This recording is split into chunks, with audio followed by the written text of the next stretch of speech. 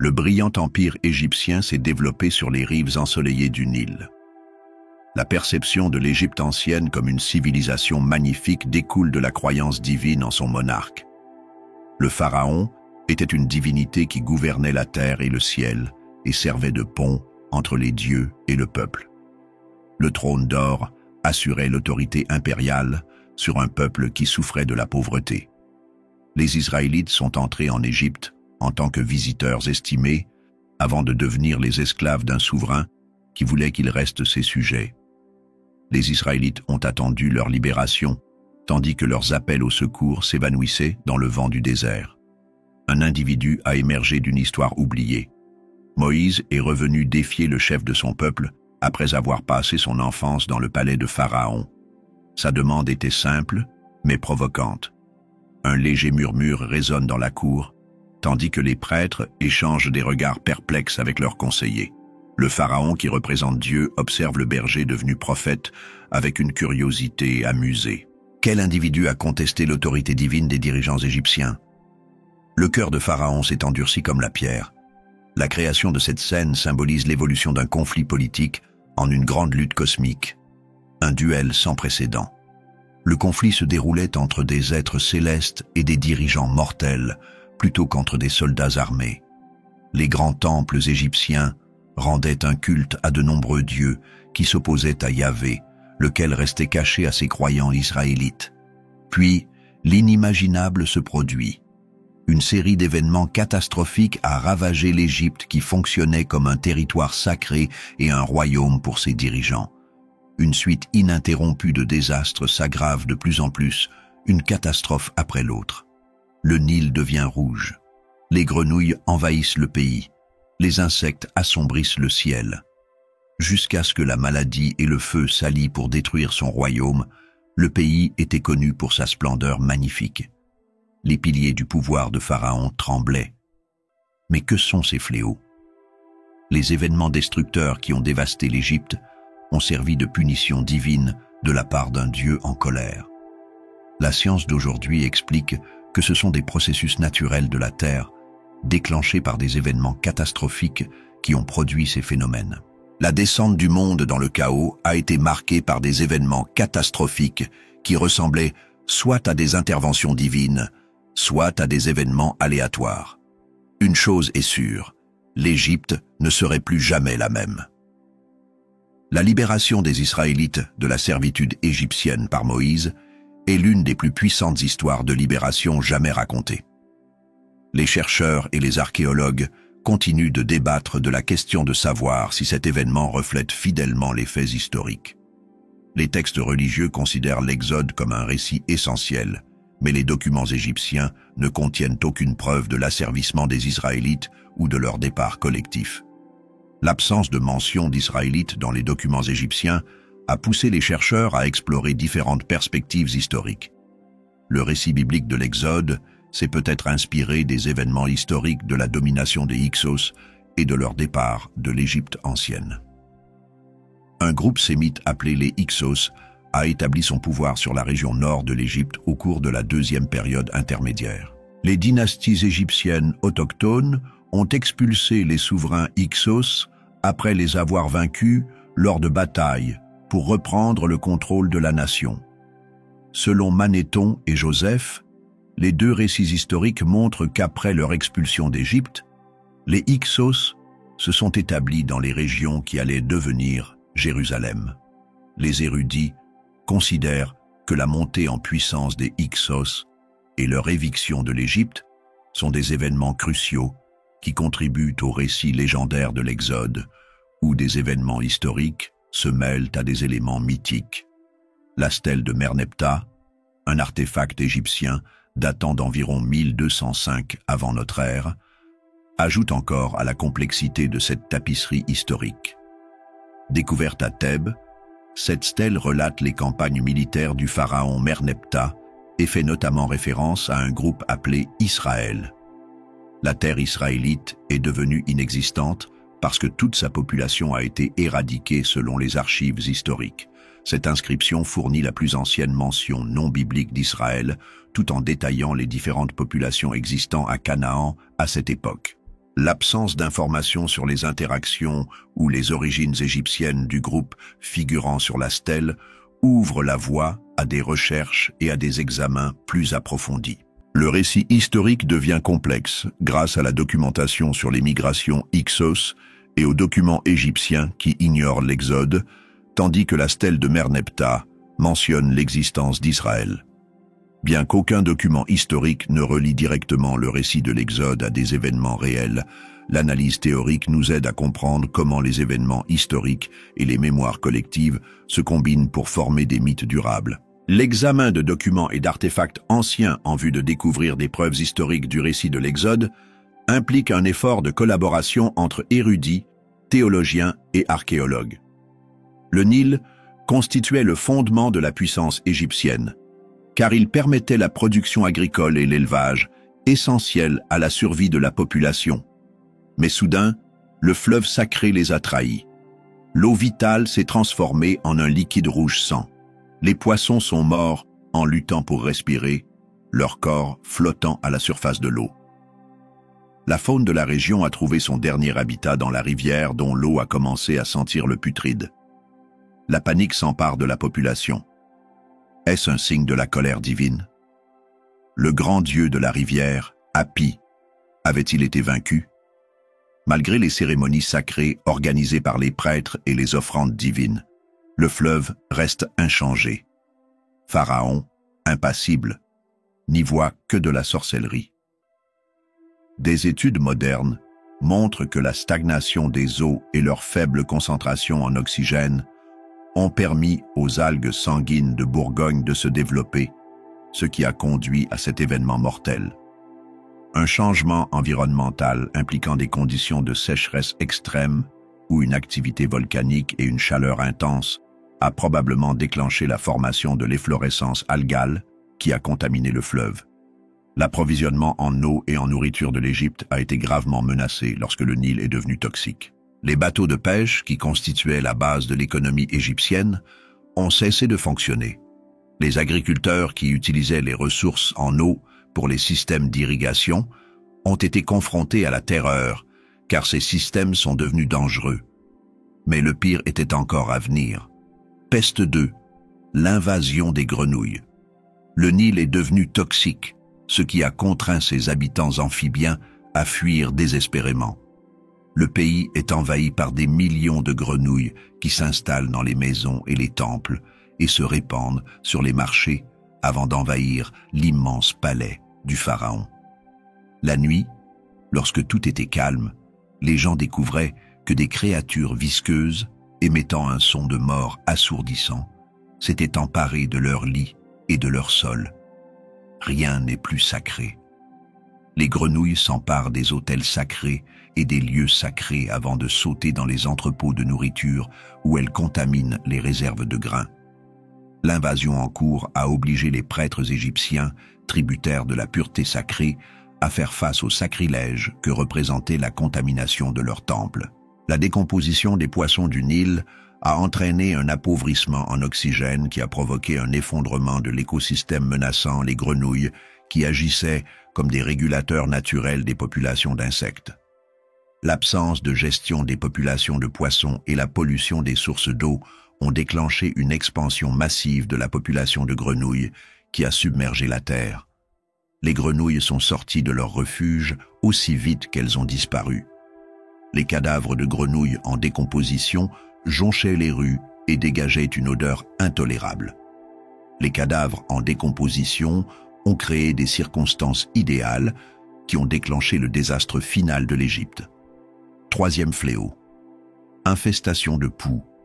La région est infestée de petits insectes parasites tandis que les poissons morts et les grenouilles en décomposition recouvrent la terre. Les poux envahissent la peau des hommes et des animaux et s'enfoncent dans la chair, provoquant des piqûres insupportables qui plongent les Égyptiens dans la folie. Imaginez l'horreur.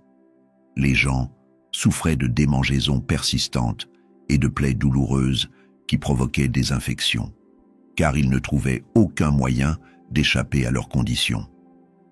Les prêtres égyptiens, connus pour leurs pratiques strictes en matière de propreté, ont été victimes de la même impuissance que tous les autres membres de la population. Même les temples les plus sacrés de l'Égypte sont tombés sous le contrôle d'infestations de poux qui ne respectaient pas leur statut sacré. L'importante décomposition organique a créé des conditions optimales qui ont permis aux populations de poux de se développer rapidement. Lorsque l'eau stagnante, mélangée au reste d'animaux morts et à la hausse des températures, a créé des infestations incessantes, l'épidémie s'est propagée aux humains et au bétail. La peste a déclenché une maladie généralisée qui a conduit à la destruction de l'Égypte. Fléau 4. Les essaims de mouches. L'Égypte a connu de dangereux essaims de mouches piqueuses immédiatement après l'épidémie de poux. L'environnement égyptien est saturé de mouches qui s'installent sur tous les êtres vivants et les objets. Des essaims d'insectes bourdonnants assombrissaient le ciel et poussaient les gens au bord de la folie. Les denrées alimentaires ont été contaminées par les insectes qui se sont infiltrés dans les entrepôts. Le peuple égyptien a perdu le contrôle de sa vie à cause des insectes piqueurs porteurs de maladies qui l'empêchaient de manger et de dormir. La décomposition des amphibiens a servi de zone de développement idéale pour les populations de mouches. L'eau polluée, qui restait immobile, devenait un lieu de reproduction pour des milliers de larves, dont la libération constituait un danger permanent par leur présence dans l'air. Les mouches représentent un danger pour l'homme, car elles transmettent des maladies mortelles. Les amphibiens et les poissons en décomposition propageaient des bactéries par l'intermédiaire des mouches porteuses de ces agents pathogènes, qui provoquaient des infections oculaires, des affections cutanées et des parasites intestinaux très répandus dans la population. La nature a lancé une attaque générale contre l'Égypte. Peste Cincy, pestilence du bétail. Les souffrances s'étendent au-delà de la population. Les bœufs, les chameaux et les ânes, dont l'Égypte dépendait pour les travaux agricoles, moururent simultanément dans tous les champs. Les fermiers connaissent l'horreur lorsque leurs troupeaux s'effondrent soudainement, les privant de leurs sources essentielles d'énergie pour le labourage et le transport. Les bruits de bétail et de moutons ont complètement disparu des marchés autrefois très animés. L'économie égyptienne s'est rapidement dégradée en raison de l'échec de son système agricole et de la mort rapide de son bétail. D'après les experts, les décès d'animaux en Égypte ont probablement été causés par des maladies mortelles du bétail telles que l'anthrax ou la peste bovine.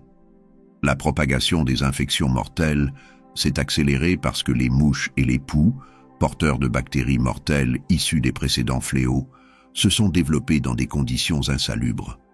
Le système d'approvisionnement alimentaire de l'Égypte s'est effondré lorsque le Nil est devenu toxique et que la production agricole a échoué en même temps que les mouches transportaient des infections dans toute la région. Les pires souffrances n'ont pas encore commencé. Plaie 6, furoncles et plaies.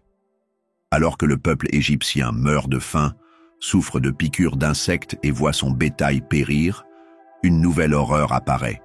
Des plaies douloureuses et brûlantes apparaissent sur leur peau. Leur corps finit par développer des furoncles qui grossissent et se transforment en plaies remplies de pus. Les prêtres et les sorciers égyptiens, qui prétendaient avoir des pouvoirs divins de guérison, portaient des plaies horribles non traitées. La population égyptienne voyait ses chefs religieux souffrir de plaies douloureuses qui leur valaient l'humiliation publique. Le mélange de cadavres d'animaux en décomposition, de mouches et d'eau contaminée créait des conditions idéales pour la propagation de maladies cutanées douloureuses telles que les infections staphylococciques et la dermatite pustuleuse. Les particules toxiques libérées par les restes d'animaux en décomposition provoquaient de graves éruptions cutanées chez les gens. La noblesse et les prêtres égyptiens ont perdu leur statut divin parce qu'ils ont souffert de la même peste que leurs esclaves et leurs guerriers. Le pouvoir du pharaon s'affaiblit, son empire se désagrège, et pourtant, il refusait de céder. La ruine de l'environnement et l'effondrement de la société ont résulté d'une série de fléaux qui se sont succédés. Avec la disparition de son royaume divin, l'Égypte s'est transformée en une terre pleine de pourriture et de maladies, tandis que la souffrance s'est répandue dans toute la société. Pourtant, le cœur de Pharaon reste endurci. Il refuse de laisser partir les Israélites. Les fléaux les plus graves ont intensifié la destruction de l'Égypte et ont simultanément remis en question la perception divine que Pharaon avait de lui-même. L'éruption volcanique massive de Terra s'est produite vers 1600 avant notre ère, sur le site actuel de Santorin, dans la mer Égée, et est connue sous le nom d'éruption de Santorin ou d'éruption minoenne. L'éruption du Santorin est l'un des événements volcaniques les plus importants documentés dans l'histoire de l'humanité. Elle a détruit la civilisation minoenne et provoqué des perturbations environnementales importantes dans toute la Méditerranée orientale. Selon certaines théories, l'éruption du Santorin aurait été le catalyseur des plaies bibliques en Égypte. De nombreux chercheurs pensent que l'éruption volcanique massive a déclenché une série de phénomènes naturels qui ont conduit au fléau biblique mentionné dans le livre de l'Exode. L'éruption volcanique massive a émis de grandes quantités de cendres et de gaz volcaniques qui ont modifié les schémas climatiques et créé des phénomènes météorologiques violents que les anciens ont pu interpréter comme un châtiment divin. Les 7e et 8e plaies de la grêle, qui associent le feu du ciel à la grêle et aux sauterelles aux éruptions volcaniques de Santorin, sont souvent associées par les historiens. La distance de 600 miles qui sépare l'Égypte de Santorin est-elle suffisante pour empêcher les éruptions volcaniques d'avoir un impact majeur? Les faits semblent indiquer que c'est le cas. Fléau 7, tempête de grêle et feu du ciel. Le livre de l'Exode décrit la 7e plaie comme une tempête de grêle destructrice qui déchaîne le feu et la glace sur l'Égypte, détruisant les récoltes dans tout le pays et causant d'importants dégâts régionaux. Dieu ordonne à Moïse de lever la main vers le ciel, ce qui provoque une tempête de grêle catastrophique qui anéantit les hommes et les animaux tout en détruisant les récoltes égyptiennes. Exode 9:22. Il ne s'agissait pas d'une tempête ordinaire. L'histoire dépeint une puissante tempête de grêle, où de gros grêlons se mêlent au feu de la même manière que les conséquences d'une éruption volcanique. Les éruptions volcaniques ont-elles la capacité de déclencher des tempêtes de grêle contenant des éléments enflammés? L'éruption du Santorin montre comment des événements volcaniques massifs peuvent produire des perturbations atmosphériques substantielles. Les éruptions volcaniques produisent des cendres volcaniques et du dioxyde de soufre mélangé à d'autres gaz, tout en libérant des substances pyroclastiques chaudes. Lors des éruptions volcaniques, des substances s'échappent dans l'atmosphère où elles interagissent avec des facteurs existants pour créer des phénomènes météorologiques inhabituels tels que des tempêtes de grêle et des éclairs ressemblant à du feu.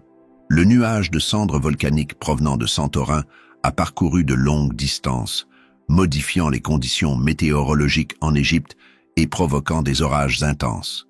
Les noyaux de condensation formés par les particules de cendres de la haute atmosphère ont entraîné la formation de glace et de grêle à une échelle comparable à celle d'une catastrophe biblique. Les grandes éruptions volcaniques créent des conditions propices à la formation d'orages électriques intenses. L'interaction des cendres et des gaz volcaniques ascendants avec l'air atmosphérique génère des frictions qui produisent des éclairs volcaniques. Les principes scientifiques donnent un sens au récit biblique impliquant la chute de grêlons et le feu. La combinaison des particules de cendre avec le dioxyde de soufre, SO2, et l'humidité en suspension dans l'air provoque des pluies acides qui endommagent les champs agricoles et les réserves d'eau. Les anciens Égyptiens pensaient que leur brûlure cutanée représentait une punition des dieux.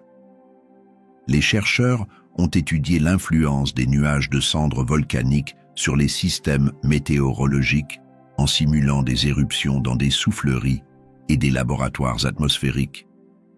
La recherche indique que les éruptions volcaniques peuvent déclencher des orages intenses et des chutes de grêle. Des recherches sur l'éruption du Krakatoa en 1883 et sur celle du mont Tambora en 1815 ont permis de découvrir des phénomènes comparables de feu et de tempêtes de glace, qui étaient la théorie selon laquelle Santorin est à l'origine de ces anciennes catastrophes. Fléau 8. L'essaim de criquets. Après la dévastation causée par la tempête de grêle, l'Égypte a dû faire face à une autre calamité, un gigantesque essaim de sauterelles.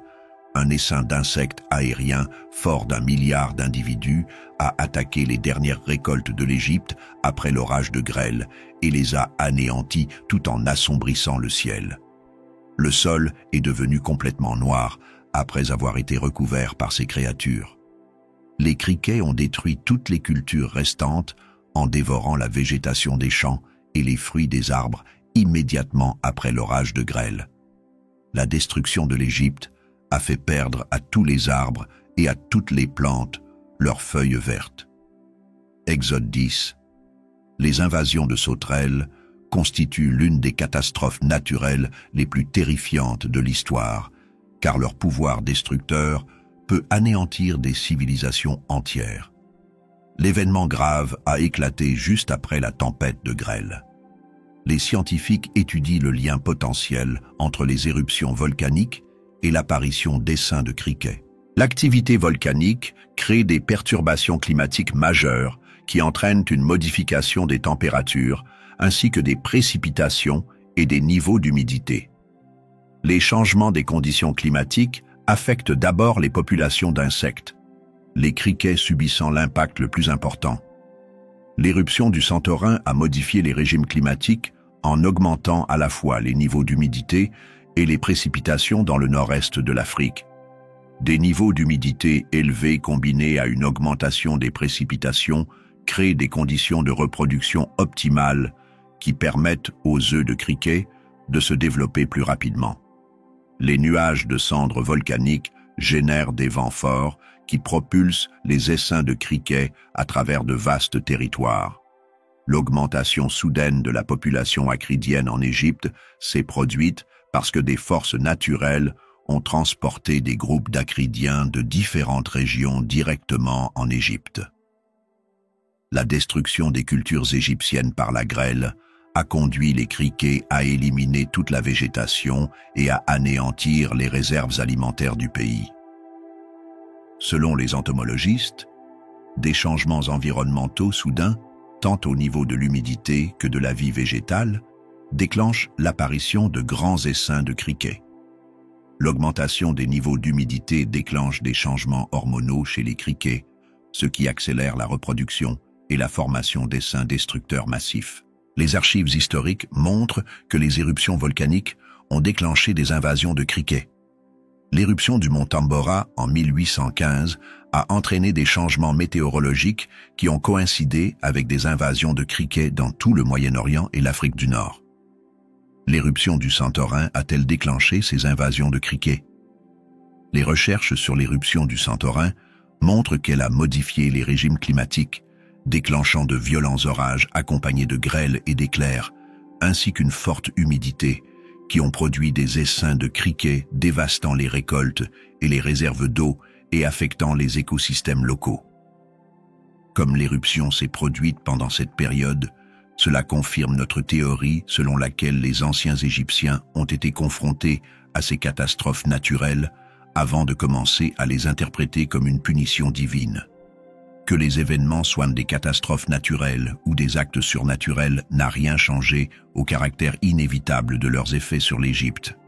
L'éruption volcanique du Santorin est l'un des événements les plus marquants de l'histoire, et ses effets se sont étendus au-delà de la mer Égée pour influencer plusieurs générations. L'éruption volcanique catastrophique du Santorin a potentiellement établi le contexte environnemental des fléaux bibliques. Les scientifiques n'ont pas encore trouvé de réponse définitive, mais le lien entre les éruptions volcaniques historiques et les catastrophes environnementales majeures reste indéniable. Pyramès occupait le delta nord-est de l'Égypte ancienne et représentait, par sa structure monumentale, la vision grandiose du pharaon Ramsès II et son pouvoir ultime.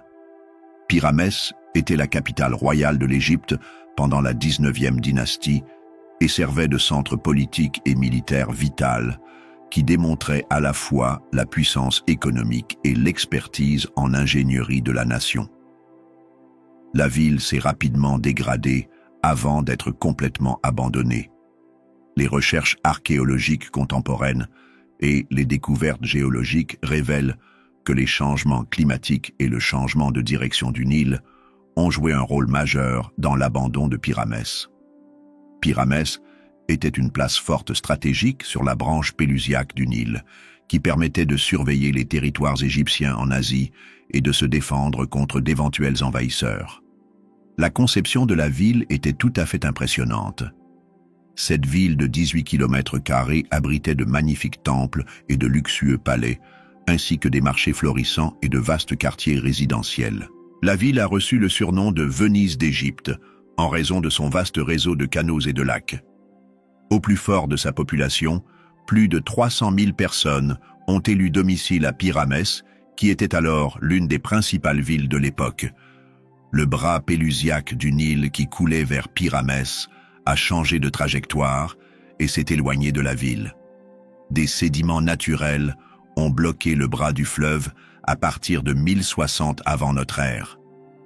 L'accumulation de limon dans le fleuve a tellement réduit le niveau de l'eau que les ports de la ville ont fermé et que l'approvisionnement en eau a été interrompu. Sans source d'eau alternative pendant les changements environnementaux, la ville a connu une dévastation catastrophique parce qu'elle dépendait exclusivement du Nil pour sa production agricole, ses opérations commerciales et ses besoins en eau de base. La branche pélusiaque a connu de fréquentes accumulations de sédiments qui ont affecté les territoires adjacents. Tout au long de l'histoire, le système de ramification du Nil s'est modifié au fur et à mesure que l'accumulation de sédiments et les transformations climatiques provoquaient l'apparition et la disparition de bras. Le tracé changeant des cours d'eau a obligé les communautés à se déplacer pour avoir accès à des sources d'eau fiables. Les Pyramès ont perdu de leur importance lorsque la région a connu d'importants changements climatiques. Les stalagmites découvertes dans les grottes égyptiennes ont permis aux scientifiques de retracer les longues périodes de sécheresse de cette époque historique.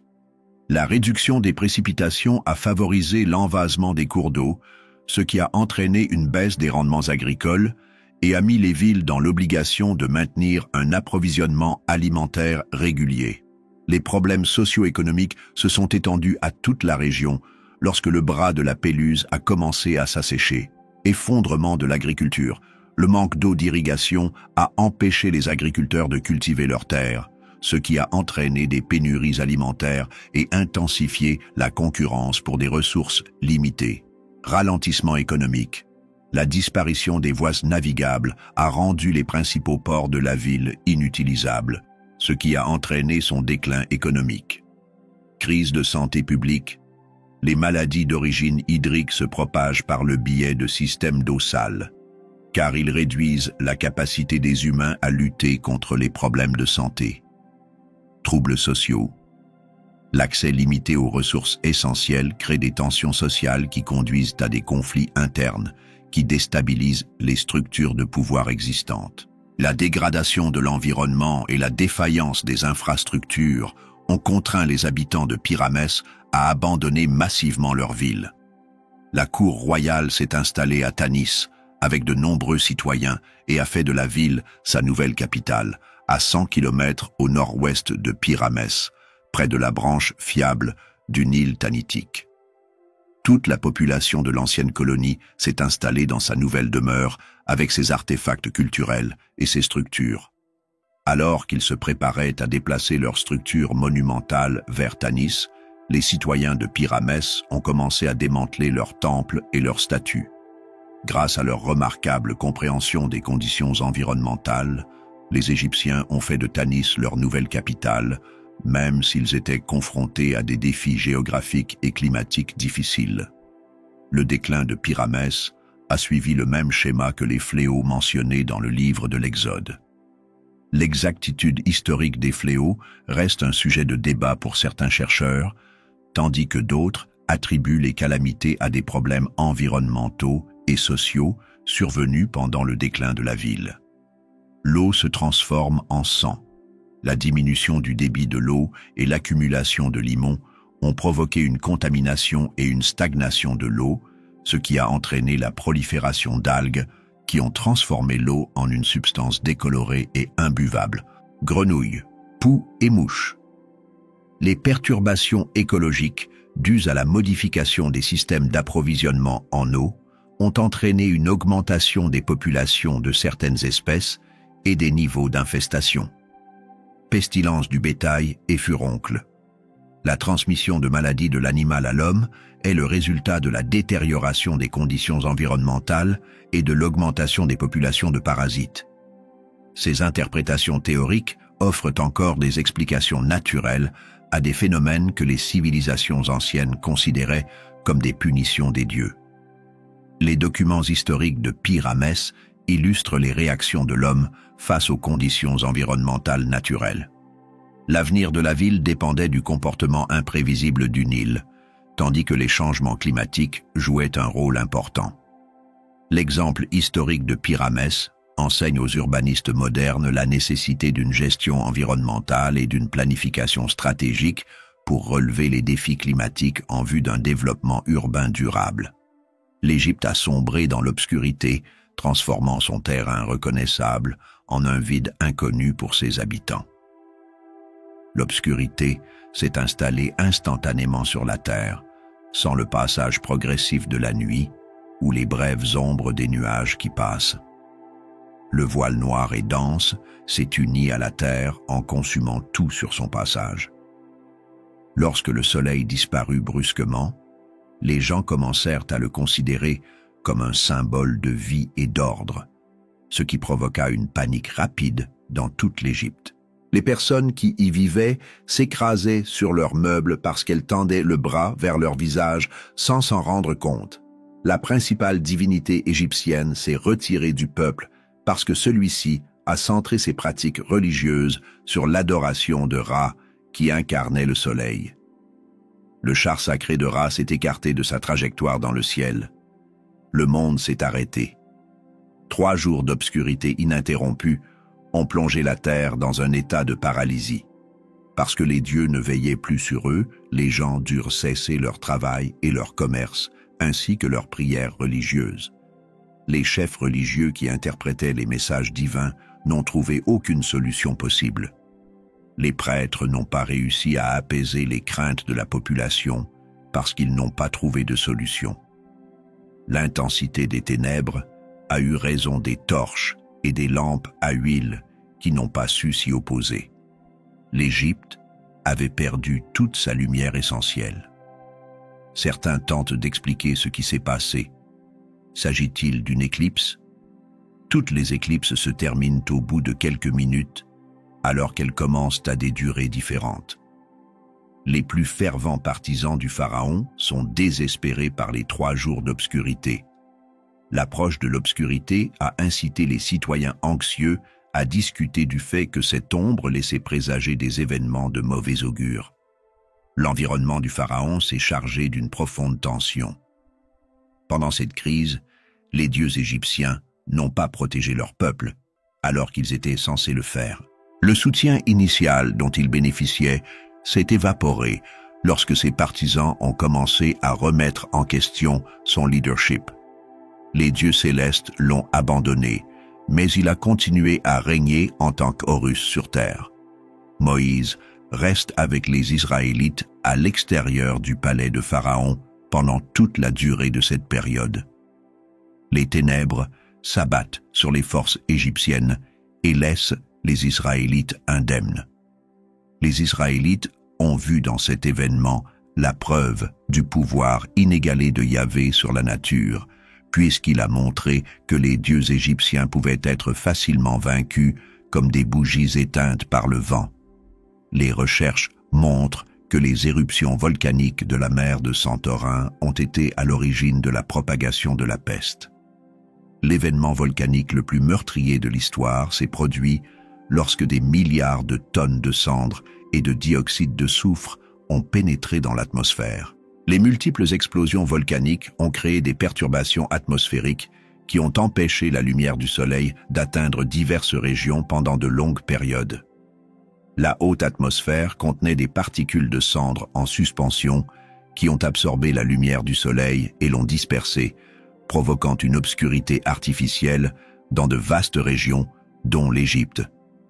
Des recherches indiquent que des effets similaires ont été observés lors d'éruptions volcaniques au cours de l'histoire.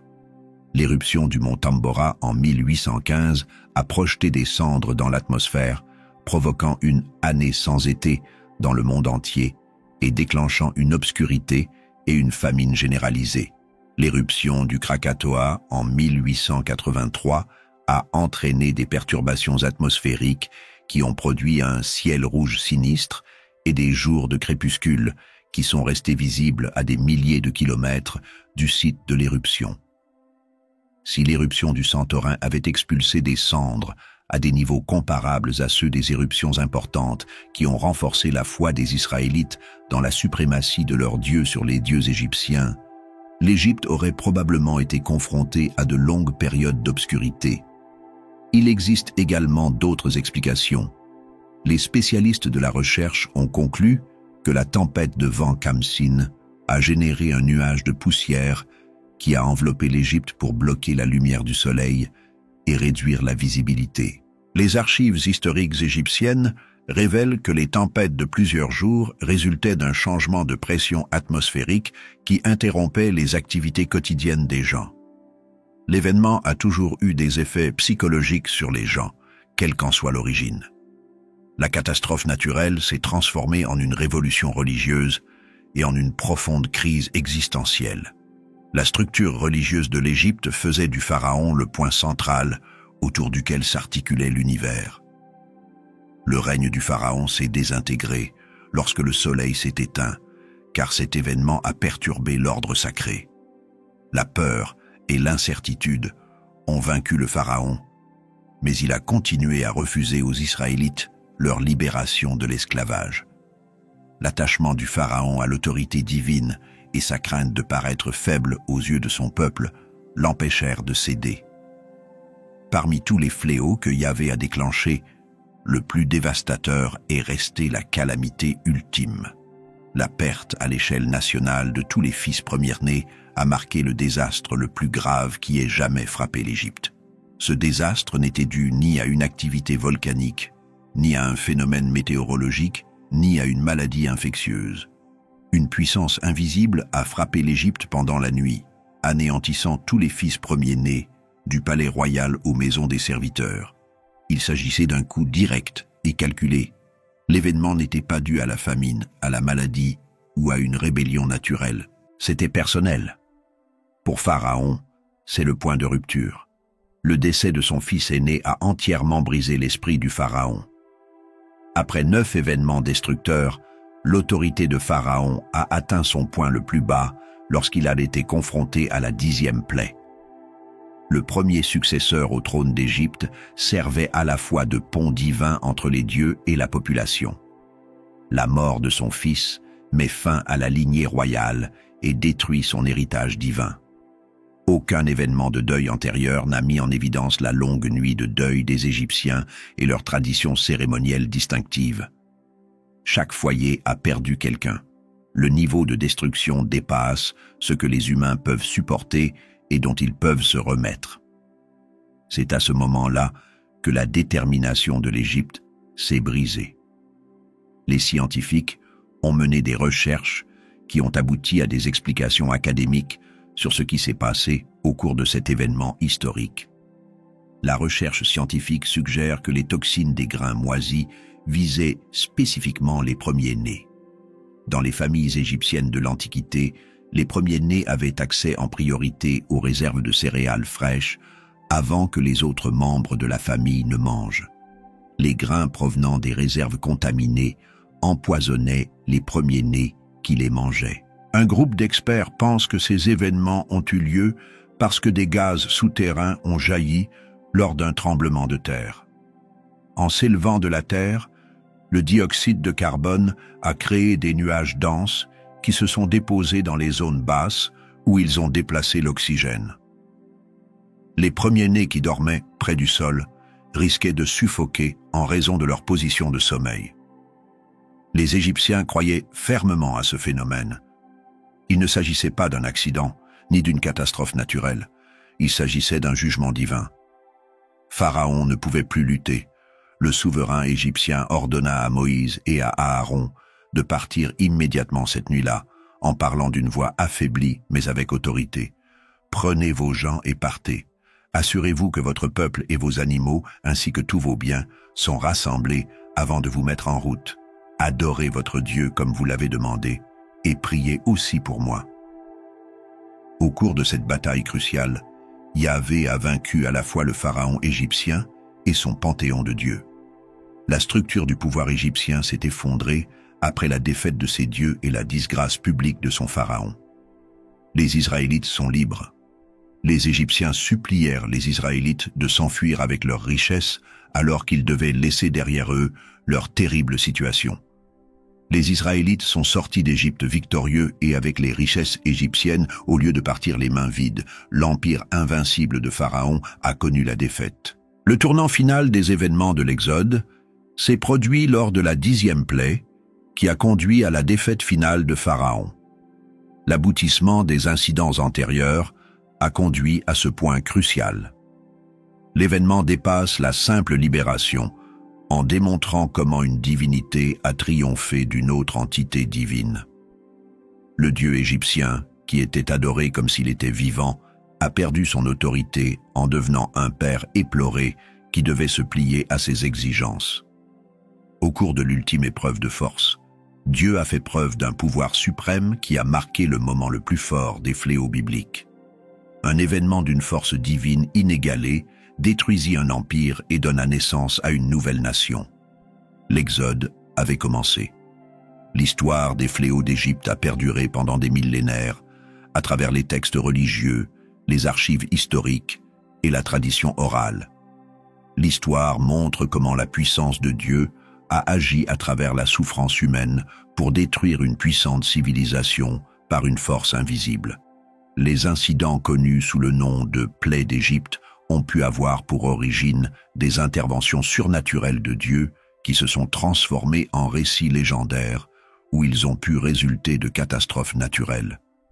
Les plaies ont démontré le pouvoir suprême de Yahvé en détruisant les dieux égyptiens et en affaiblissant Pharaon, ce qui a permis aux Israélites de gagner leur liberté. Les plaies ont révélé le pouvoir suprême de Yahvé sur les dieux égyptiens, prouvant ainsi sa domination qui menaçait directement les croyances religieuses de l'Égypte. Les Égyptiens ont développé des interprétations uniques des fléaux qui se distinguent de celles des Israélites. Pharaon a subi son ultime épreuve d'endurance pendant les fléaux, ce qui a également illustré la lutte entre le destin et l'autorité divine. Les spectateurs ont éprouvé une peur et une angoisse intenses en voyant leur puissante civilisation s'effondrer sous leurs yeux. Les chercheurs en histoire ont consacré des siècles à dévoiler les causes naturelles des fléaux anciens. Les historiens identifient l'éruption volcanique du Santorin comme le principal facteur à l'origine de nombreux fléaux antiques qui ont dévasté de nombreuses civilisations.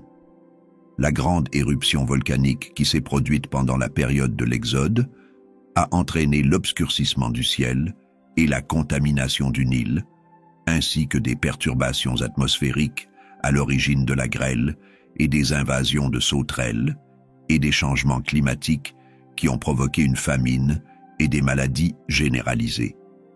Les événements décrits sont probablement le résultat de changements climatiques combinés et d'une modification des schémas météorologiques.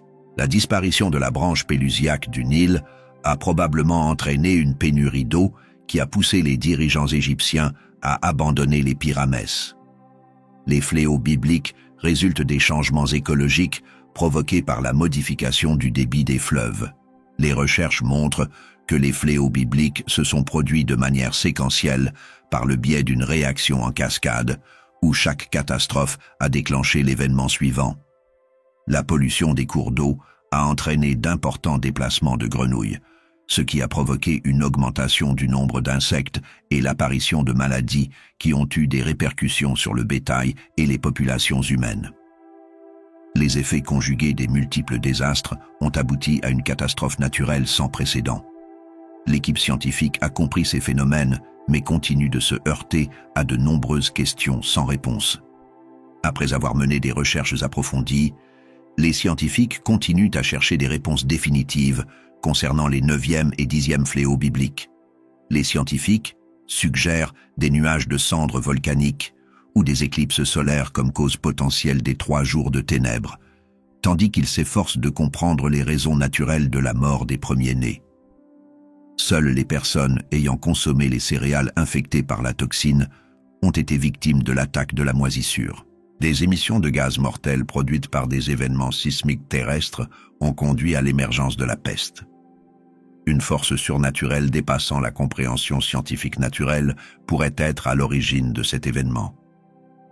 Les progrès de la recherche scientifique dans les domaines de l'archéologie, de la climatologie et de la biologie n'ont pas encore permis de résoudre les énigmes liées à la peste ancienne. Les découvertes scientifiques nous rapprochent de la connaissance totale, mais nous ne parvenons jamais à tout comprendre. L'absence de documents égyptiens a conduit les critiques à douter de l'existence des pestes, tandis que les historiens pensent que les autorités ont délibérément omis ces événements pour préserver la réputation divine du pharaon. Leur influence sur les événements historiques définit l'impact durable des fléaux plutôt que des événements historiques spécifiques.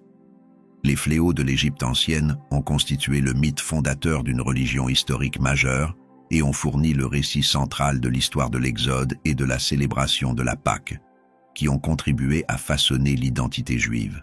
La combinaison de catastrophes naturelles, de conflits internes et d'évolutions historiques expose les empires puissants à un effondrement potentiel.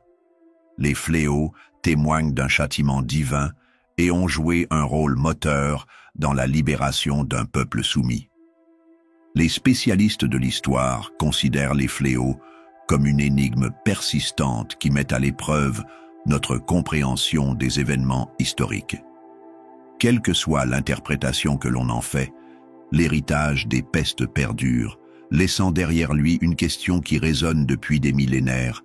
Des phénomènes naturels et des interventions divines ont créé ces catastrophes qui ont changé à jamais le cours de l'histoire de l'humanité.